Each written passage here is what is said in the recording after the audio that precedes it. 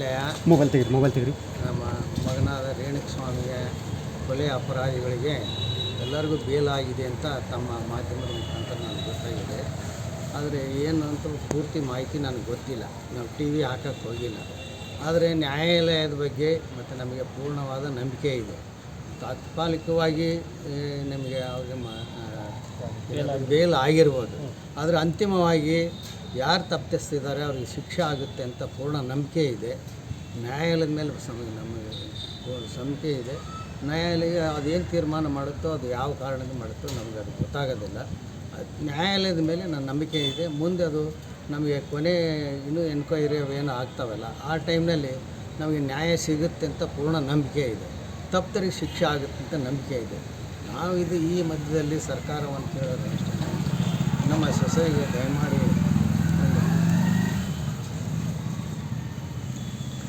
ಕಾಯಮಾದ ನೌಕರಿಯನ್ನು ಕೊಡಬೇಕಂತ ನಾನು ಅವರಲ್ಲಿ ವಿನಂತಿ ಮಾಡಿದೆ.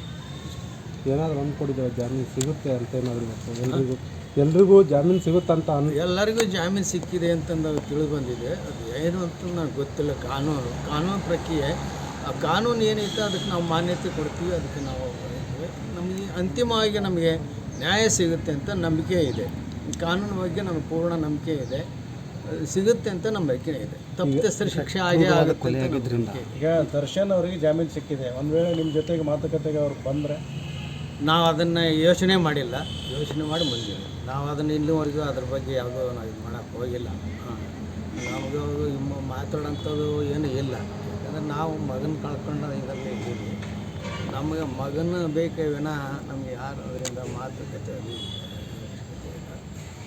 ಏನು ಅದಕ್ಕೂ ನಾವು ಏನೋ ಇದಕ್ಕಿಲ್ಲ, ಸಂಬಂಧ ಇಲ್ಲ. ನ್ಯಾಯಾಲಯ ಮೊಬೈಲ್ ತೆಗ್ರಿ ನಮ್ಮ ಮಗನಾದ ರೇಣುಕಸ್ವಾಮಿಗೆ ಕೊಲೆ ಅಪರಾಧಿಗಳಿಗೆ ಎಲ್ಲರಿಗೂ ಬೇಲಾಗಿದೆ ಅಂತ ತಮ್ಮ ಮಾಧ್ಯಮದ ಮುಖಾಂತರ ನನಗೆ ಗೊತ್ತಾಗಿದೆ.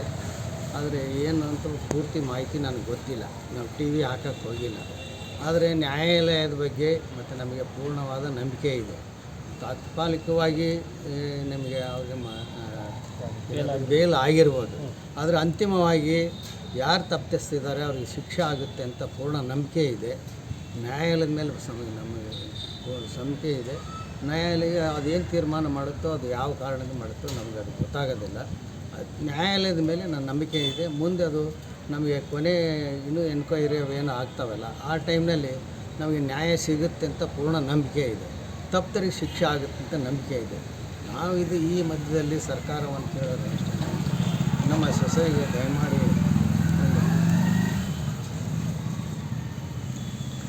ಕಾಯಮಾದ ನೌಕರಿಯನ್ನು ಕೊಡಬೇಕಂತ ನಾನು ಅವರಲ್ಲಿ ವಿನಂತಿ ಮಾಡಿದೆ.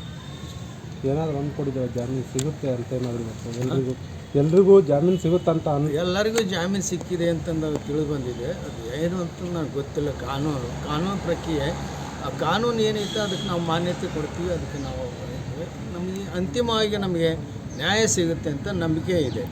ಕಾನೂನು ಬಗ್ಗೆ ನಮಗೆ ಪೂರ್ಣ ನಂಬಿಕೆ ಇದೆ, ಸಿಗುತ್ತೆ ಅಂತ ನಂಬಿಕೆ ಇದೆ. ತಪ್ಪಿತಸ್ಥರ ಶಿಕ್ಷೆ ಆಗೇ ಆಗುತ್ತೆ ಅಂತ ನಂಬಿಕೆ. ಈಗ ದರ್ಶನ್ ಅವರಿಗೆ ಜಾಮೀನು ಸಿಕ್ಕಿದೆ, ಒಂದು ವೇಳೆ ನಿಮ್ಮ ಜೊತೆಗೆ ಮಾತುಕತೆಗೆ ಅವ್ರು ಬಂದರೆ ನಾವು ಅದನ್ನು ಯೋಚನೆ ಮಾಡಿಲ್ಲ, ಯೋಚನೆ ಮಾಡಿ ಬಂದಿಲ್ಲ. ನಾವು ಅದನ್ನು ಇಲ್ಲಿವರೆಗೂ ಅದ್ರ ಬಗ್ಗೆ ಯಾವುದೋ ನಾವು ಇದು ಮಾಡೋಕ್ಕೆ ಹೋಗಿಲ್ಲ. ನಮಗೆ ಮಾತಾಡೋಂಥದ್ದು ಏನೂ ಇಲ್ಲ. ಯಾಕಂದರೆ ನಾವು ಮಗನ ಕಳ್ಕೊಂಡು ಇದರಲ್ಲಿ ಇದ್ದೀವಿ. ನಮಗೆ ಮಗನ ಬೇಕೇ ವಿನಃ ನಮಗೆ ಯಾರು ಅದರಿಂದ ಮಾತುಕತೆ ಅದು ಏನು ಅದಕ್ಕೂ ನಾವು ಏನೋ ಇದಕ್ಕಿಲ್ಲ, ಸಂಬಂಧ ಇಲ್ಲ.